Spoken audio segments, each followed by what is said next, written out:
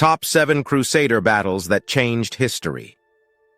Prepare yourself for the blood-soaked battles that shaped the course of the Crusades, defined the clash between two worlds, and sent shockwaves that would alter history forever. These aren't just tales from ancient times, they're pivotal moments that turned the tide, claiming countless lives, igniting ages-old rivalries, and forever cementing these warriors in history. Ready to uncover the battles that changed the world? Hi friends, welcome to our channel, where we dive deep into history's most intense battles, forgotten stories, and brutal conflicts. Today, we're journeying back to the medieval era to explore the Crusader battles that not only reshaped nations, but set the stage for centuries of conflict. These clashes weren't just fights over land, they were battles of survival, faith, and honor. Make sure you're subscribed and turn on notifications to join us on this journey through the battlegrounds of history. Now, let's dig into the top 7 Crusader battles that altered the course of history in ways you might not expect. The Crusades spanned over 200 years, driven by religious fervor, political power, and the quest for dominance between Christian and Muslim territories. Starting in 1095, the Crusades became one of the most enduring and bloody conflicts in history. This series of wars wasn't simply about territorial control. It was a brutal collision of cultures, faiths, and ambitions. The battles we're about to cover represent defining moments that either pushed the Crusaders forward or stopped them dead in their tracks. Each battle echoes with bravery, tragedy, and irreversible change. So without further ado, let's get into these battles that truly changed history. Battle 1. Battle of Dorylaeum, 1097. The Battle of Dorylaeum stands as one of the earliest and most intense confrontations of the First Crusade. Picture this. Thousands of Crusaders encumbered in heavy armor are marching through unfamiliar and hostile territory when they suddenly find themselves ambushed by a swift and relentless Seljuk Turkish army. The Turks were masterful archers and horsemen, launching waves of arrows that rained down on the Crusaders, who struggled to defend themselves in the harsh Anatolian landscape. Panic set in as the Crusaders, many of whom were ordinary men unfamiliar with the ruthless warfare they faced, began to break ranks. But just when defeat seemed certain, reinforcements led by Bohemond of Taranto arrived, their combined forces rallying to repel the Turks in a surprising turn of events. The battle became a testament to the Crusaders' resolve and their ability to adapt under pressure. Their victory at Dorylaeum wasn't just a survival win, it was a crucial morale booster that reinforced their mission to reclaim the Holy Land, proving they could hold their own against seasoned Muslim warriors. Battle 2. Siege of Antioch, 1097-1098. The Siege of Antioch was less a single battle and more an agonizing 9-month struggle that left both the Crusaders and the city's defenders physically and mentally shattered. Antioch was a fortified, almost impregnable city, guarded by towering walls and defended by a determined garrison. But the Crusaders were relentless, enduring months of hunger, disease, and brutal skirmishes. Imagine thousands of men surrounding the city in harsh conditions, often starving, watching their friends die from illness, yet refusing to abandon their goal. They held out, fueled by faith and sheer stubbornness, until finally they breached the walls and captured the city. However, their victory turned into a nightmare when, just days later, they were surrounded by a massive Muslim relief army. Trapped inside the very walls they had fought so hard to conquer, they were forced to endure a second siege.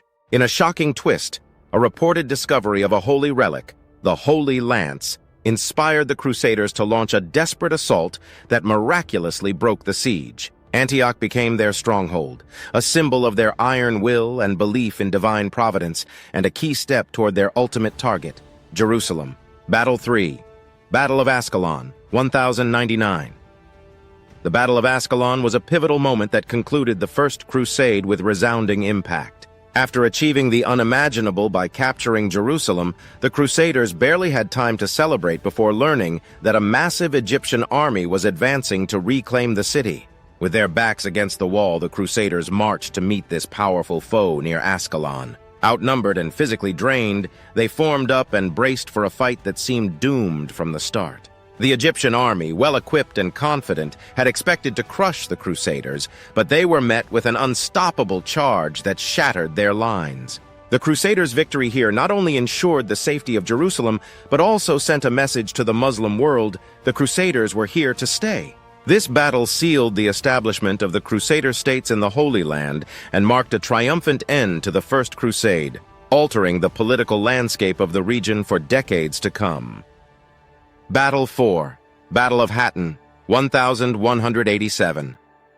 The Battle of Hattin is perhaps the most devastating and consequential defeat suffered by the Crusaders.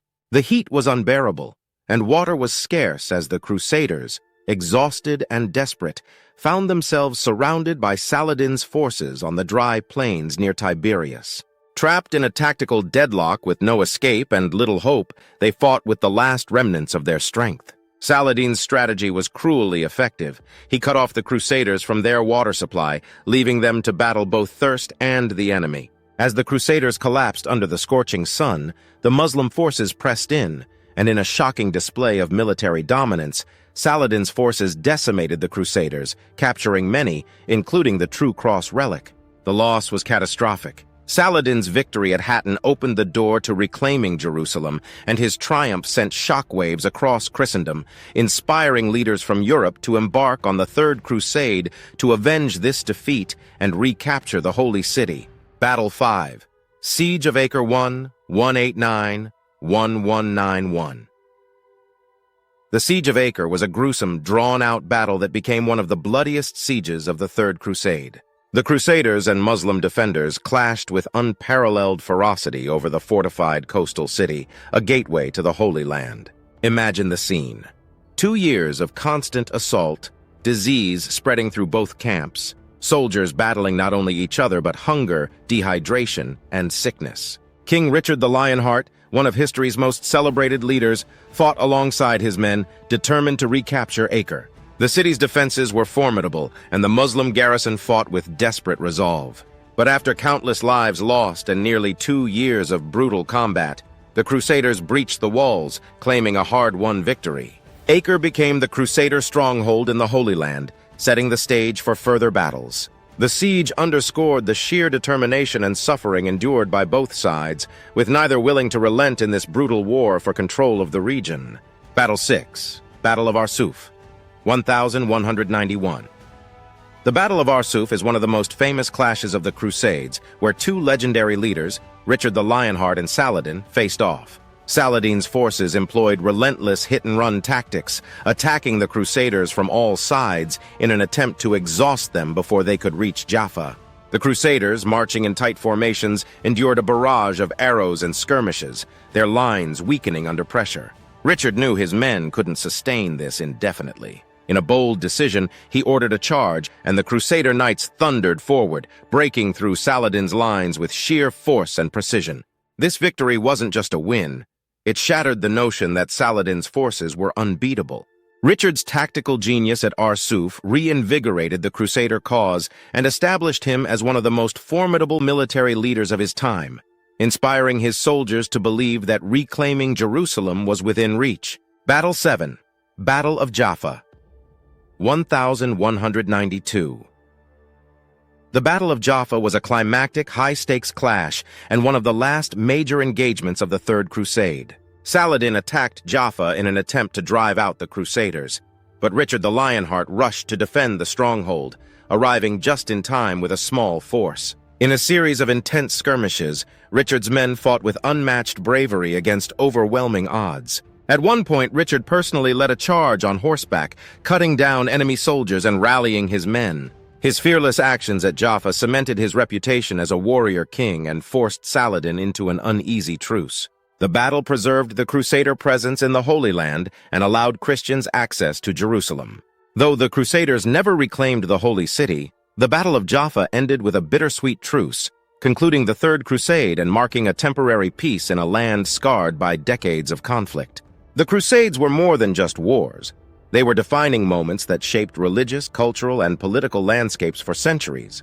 These battles were filled with sacrifice, bravery, and immense loss. They left scars on both sides and created legacies that continue to impact our world today. Each battle told a story of courage and conviction, but also underscored the brutality of human conflict. If you enjoyed this journey into history's fiercest battles, make sure to like, share, and subscribe to our channel for more deep dives into the past. Let us know in the comments which Crusader battle you found the most shocking. Until next time, thank you for watching.